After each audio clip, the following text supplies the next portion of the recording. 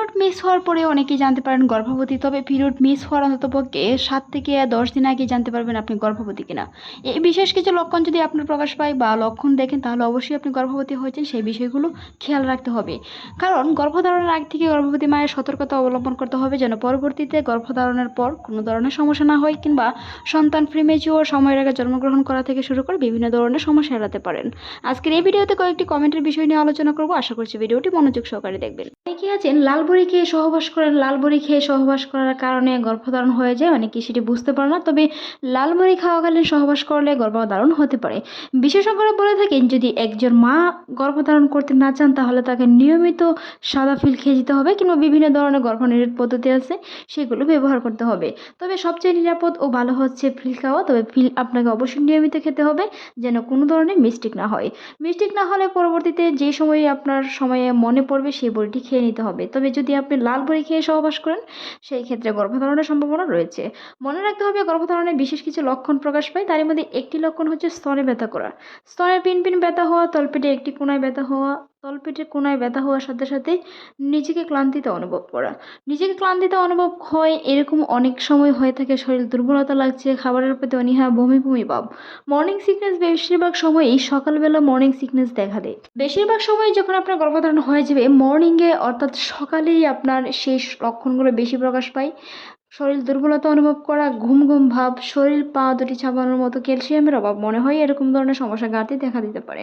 মনে রাখতে হবে যখন আপনার গর্ভধারণটি হয়ে যাবে সেই সাথে সাথে কিন্তু অবশ্যই সতর্কতা অবলম্বন করতে হবে। যদি কোনো ধরনের গর্ভনিরোধ ফিল না খেয়ে থাকেন তাহলে কিন্তু সেই লক্ষণগুলো থাকলে বুঝতে হবে গর্ভধারণ হয়েছে। কারণ প্রত্যেক মাসে এক নির্দিষ্ট সময়ে অনেকের ওভুলেশন টাইম হয়ে থাকে, আর ওভুলেশন টাইম হলে যখন আপনি সহবাস করবেন সেই ক্ষেত্রে কিন্তু আপনার সন্তানটি রূপিত হয়ে যাবে। অর্থাৎ মাসিকের মাঝামাঝি সময়ে যখন সন্তান রূপিত হয় এবং মাসিকের শেষ পর্যায়ে এসে প্রায় 1 সপ্তাহ 10-15 দিনের মতন হয়ে যায়। 10-15 মতন হয়ে গেলে সেই লক্ষণগুলো প্রকাশ পায়। পরবর্তী মাসিক মিস হওয়ার আগেই সেই লক্ষণগুলো দেখা দিতে পারে। যদি মাসিক মিস হওয়ার পর কখন টেস্ট করবেন, অন্ততপক্ষে 1 সপ্তাহ পর টেস্ট করতে পারেন, যেটি আপনার নির্ভুল ফলাফল আসবে। তবে মনে রাখবেন যদি একটি দাগ পুরো গাঢ় হয়, একটি দাগ হালকা হয়, তাহলে পরবর্তীতে আবার 1 সপ্তাহ পরে টেস্ট করতে পারেন, কিংবা ভালোভাবে নিশ্চিত হওয়ার জন্য হসপিটাল হিমোগ্লোবিন পয়েন্ট বা রক্ত পরীক্ষা করে দেখতে পারেন গর্ভবতী হয়েছেন কিনা। গর্ভবতী হওয়ার পর থেকে ধাপে ধাপে বিভিন্ন ধরনের পদক্ষেপ আছে আপনাকে নিতে হবে, বিভিন্ন ধরনের সতর্কতা অবলম্বন করতে হবে। তা নিয়ে আমাদের চ্যানেলে অসংখ্য ভিডিও আছে, চাইলে ভিজিট করে আসতে পারেন। মনে রাখতে হবে একজন গর্ভবতী মায়ের সতর্কতাই অনাগত সন্তানের ভবিষ্যৎ হতে পারে। মনে রাখতে হবে সেই বিষয়গুলো খেয়াল রাখতে হবে। যে লক্ষণগুলো, এর মধ্যে আরেকটি লক্ষণ হচ্ছে স্তনে ব্যথা হওয়ার সাথে সাথে কোমরে ব্যথা হওয়া। অনেকে পিরিয়ডের ব্যথা মনে করে বিভিন্ন ধরনের পর দিয়ে চেক নিয়ে থাকেন, তবে অবশ্যই এই কাজগুলো করা যাবে না। বিভিন্ন ধরনের ব্যথানাশক ওষুধ, অ্যান্টিবায়োটিক ওষুধ, বিভিন্ন ধরনের ওষুধ, প্রেসক্রিপশনের ওষুধ ছাড়া কোনো ধরনের ওষুধ খাওয়া যাবে না। তাছাড়াও সময়ের আগে সন্তান জন্মগ্রহণ করতে পারে, সন্তান প্রতিবন্ধী হতে পারে, বিভিন্ন ধরনের মিসক্যারেজ পর্যন্ত হতে পারে। সেই বিষয়গুলো খেয়াল রাখতে হবে। গর্ভাবস্থার প্রথম 3 মাস খুবই জরুরি, গর্ভাবস্থার প্রথম 3 মাস খুবই গুরুত্বপূর্ণ।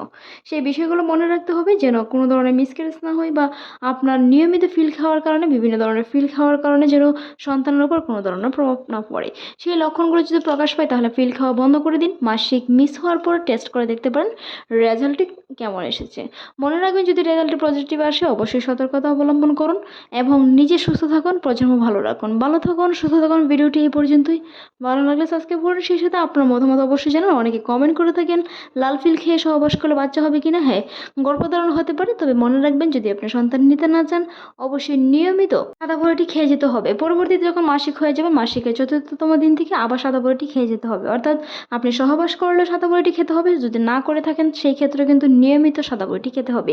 অনেকেই আছেন সহবাস 2 দিন 4 দিন বা 1 সপ্তাহ পর পর করে থাকেন। অনেকের পার্টনার দূরে থাকে যার কারণে অনেকে নিয়মিত ফিল না খেয়ে আবার আসলে আবার খান, কিন্তু এরকমটা করলে গর্ভধারণ হতে পারে।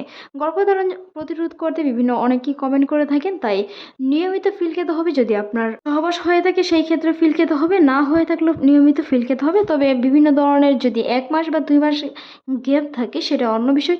সেই সময় আপনি না খেয়ে অন্ততপক্ষে সহবাস করার 1 সপ্তাহ আগে থেকে খাওয়া খুবই ভালো। তবে যদি 1 সপ্তাহ আগে থেকে না খেতে পারেন 3 দিন আগে থেকে খাওয়ার চেষ্টা করুন, যেটি আপনার গর্ভধারণ প্রতিরোধ করে। তা নিয়ে আমাদের চ্যানেলে অসংখ্য ভিডিও আছে, চাইলে ভিজিট করে আসুন, দেখে আসুন। মনে রাখতে হবে যদি গর্ভধারণ হয়ে যায় পজিটিভ আসে তাহলে কংগ্রেচুলেশন। মনে রাখবেন সেই সময়ের পর থেকেই নিয়মিত পুষ্টি সমৃদ্ধ খাবার এবং হাসি খুশি থাকার চেষ্টা করুন। পরিবারের সাথে সবকিছু শেয়ার করুন। ধন্যবাদ।